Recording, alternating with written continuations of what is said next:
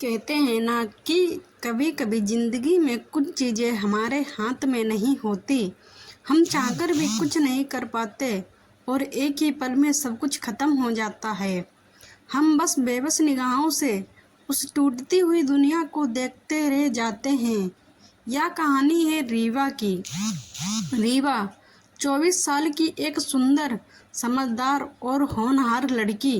गोरा रंग, घने लंबे बाल, आंखों में गहराई और चेहरे पर ऐसी मासूमियत कि हर कोई एक बार में ही उसे पसंद कर ले। रीवा अपने माता पिता की इकलौती संतान थी। उसका सपना था एक बेहतरीन डॉक्टर बनने का और वो उसी दिशा में आगे बढ़ भी रही थी। वो एक प्रतिष्ठित मेडिकल कॉलेज में 3rd सेमेस्टर की छात्रा थी। पढ़ाई में अव्वल, अनुशासन में सख्त और सपनों के लिए समर्पित रीवा की जिंदगी एक आदर्श की तरह लगती थी। उसके माता पिता ने उसे कभी किसी चीज़ की कमी महसूस नहीं होने दी। उन्होंने उसे हर कदम पर प्रोत्साहित किया और रीवा भी हमेशा उनके विश्वास पर खरी उतरी। वो अपने भविष्य को लेकर कभी गंभीर थी और आने वाले एग्जाम्स के लिए पूरी तरह फोकस थी। उसके दिन किताबों और नोट्स में बीतते, रातें प्रैक्टिकल और तैयारी में। जिंदगी बहुत सुंदर और सलीके से चल रही थी, लेकिन कहते हैं ना, एक हादसा आपकी पूरी दुनिया को उथल पुथल कर सकता है। उसी दौरान जब एग्जाम सिर पर थे, एक भयानक सड़क हादसे में रीवा के माता पिता की मौत हो गई। वो एक शादी से लौट रहे थे जब उनकी कार एक ट्रक से टकरा गई। सब कुछ चंद सेकंड्स में ख़त्म हो गया। पुलिस का फ़ोन आया और रीवा अस्पताल दौड़ी, लेकिन वहां पहुंचने तक बहुत देर हो चुकी थी। उसके माँ पापा अब इस दुनिया में नहीं थे। वो क्षण जब उसने अपने माता पिता के निर्जीव शरीर देखे, उसकी आत्मा तक कांप उठी। उसकी पूरी जिंदगी जैसे थम सी गई थी। जिसे उसे अपने सहारा समझा था, वो सहारा ही छिन गया था। रीवा अंदर से पूरी तरह टूट चुकी थी। उसकी आंखों में आंसू नहीं बचे थे, सिर्फ खामोशी थी, एक गहरी खामोशी चीख जो केवल वही सुन सकती थी। ऐसे समय में जब उसे अपने भविष्य की नींव रखनी थी, वो जिंदगी के सबसे बड़े तूफान से जूझ रही थी। मानसिक स्थिति ऐसी हो चुकी थी कि वो कॉलेज की परीक्षा तक नहीं दे पाई।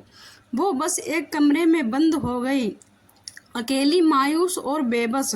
उसका कोई रिश्तेदार नहीं था जो उसे समझ सके या साथ दे सके। हर बीतते दिन के साथ उसका मन डूबता गया। पहले वो सोचती थी कि पढ़ाई ही सब कुछ है, लेकिन अब उसे कोई मकसद ही नज़र नहीं आता था। खाने की इच्छा खत्म हो गई, नींद गायब हो गई और हर वक्त सिर्फ एक ख्याल उसे घेरे रहता, अब जीने का क्या फ़ायदा।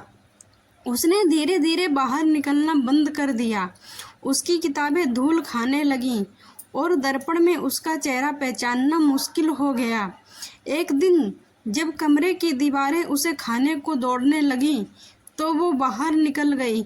एक आखिरी बार वो चलती गई बिना मंजिल के और पहुंच गई रेलवे स्टेशन।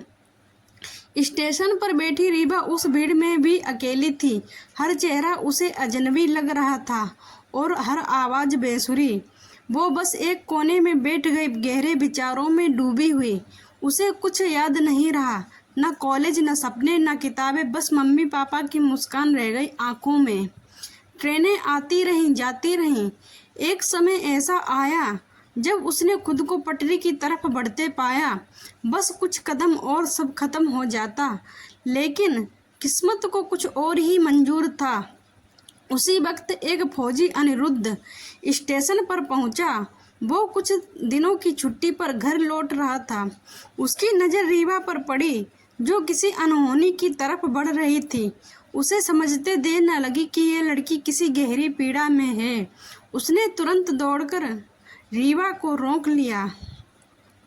रीवा ने विरोध किया, लेकिन अनिरुद्ध की आंखों में सच्ची चिंता और अपनापन था। उसने उसे वहीं पास की बेंच पर बैठाया और चुपचाप पानी की बोतल पकड़ा दी। बिना कुछ कहे वो उसके पास बैठा रहा, जब तक रीवा ने खुद को थोड़ा सहज महसूस नहीं किया। फिर बाद में उसने रीवा से पूछा। धीरे धीरे रीवा ने अपनी आप बीती सुनाई और अनिरुद्ध ने बिना किसी निर्णय के सिर्फ सुना। उस सुनने में ऐसा सुकून था जो रीवा को कहीं और नहीं मिला था। अनिरुद्ध ने न सिर्फ उसे रोका बल्कि उसके भीतर फिर से जीने की वजह ढूंढने की कोशिश की। उसने रीवा से कहा, जिंदगी तुम्हें तोड़ सकती है लेकिन ख़त्म नहीं कर सकती। तुम्हें लड़ना होगा अपने लिए, अपने मम्मी पापा के लिए और उन सपनों के लिए जिन्हें तुमने उनके साथ मिलकर देखा था। उस एक मुलाकात ने रीवा की सोच को झकझोर दिया। अगले कुछ हफ्तों तक अनिरुद्ध उसके संपर्क में रहा। उसने रीवा को काउंसलिंग करवाई, कॉलेज से संपर्क किया और उसे दोबारा पढ़ाई में लगने के लिए प्रेरित किया। धीरे धीरे रीवा ने फिर से किताबें उठाईं, आंसुओं को कागज में उतारा और फिर से उठ खड़ी हुई।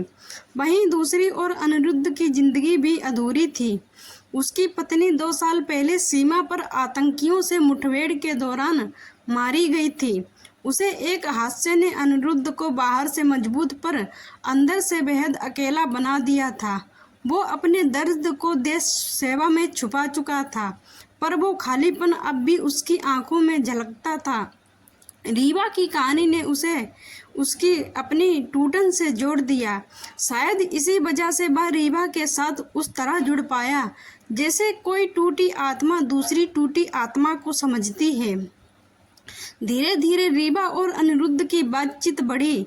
वे एक दूसरे का सहारा बनते गए। रीवा की मुस्कान लौट आई और अनिरुद्ध की खामोशी अब बातचीत में बदलने लगी। दोनों ने मिलकर जीवन के उस मोड़ को पार किया जहां वे पहले हार मान चुके थे। आज रीवा एक सफल डॉक्टर है। वो अनाथ बच्चों के लिए काम करती है और हर उस आत्मा के लिए उम्मीद बन चुकी है जो जिंदगी से हार चुकी हो। अब उसका मानना है कि कभी कभी जिंदगी तुम्हें तोड़ती है ताकि तुम खुद को और मजबूत बना सको। और अनिरुद्ध, वो अब रीवा का जीवन साथी है। दोनों ने मिलकर अपने अधूरेपन को एक दूसरे में पूरा किया। जिंदगी ने जो छीन लिया था वही जिंदगी ने वापस भी दे दिया, शायद और भी बेहतर रूप में। यह कहानी सिर्फ रीवा की नहीं है, अनिरुद्ध की भी है और उन तमाम लोगों की है जो टूटकर भी दोबारा जीने की वजह ढूंढ लेते हैं। सीख, जिंदगी हमें गिराती है पर उठना हमारे हाथ में होता है। जब सब कुछ खत्म लगता है तब कहीं ना कहीं से कोई उम्मीद का दीपक जलता है। हार मत मानो, क्योंकि अधूरी जिंदगियों को भी मुकम्मल होने का हक होता है। कभी हार मत मानो, क्योंकि टूटा हुआ दिल भी किसी के लिए दवा बन सकता है और बिखरी हुई जिंदगी भी किसी और की रोशनी बन सकती है। अगर रीवा और अनिरुद्ध की ये कहानी आपके दिल को छू गई हो, अगर आपको भी कभी लगा हो कि ज़िंदगी ख़त्म हो रही है लेकिन फिर किसी ने आपका हाथ थाम लिया हो, तो इस वीडियो को एक शेयर ज़रूर कीजिए, क्योंकि हो सकता है किसी और के लिए भी ये कहानी एक उम्मीद की किरण बन जाए। और अगर आप ऐसी ही दिल को छूने वाली सच्चाई से भरी कहानियाँ सुनना चाहते हैं तो अभी चैनल को सब्सक्राइब करें और बेल दबाना मत भूलिए। Thanks for watching.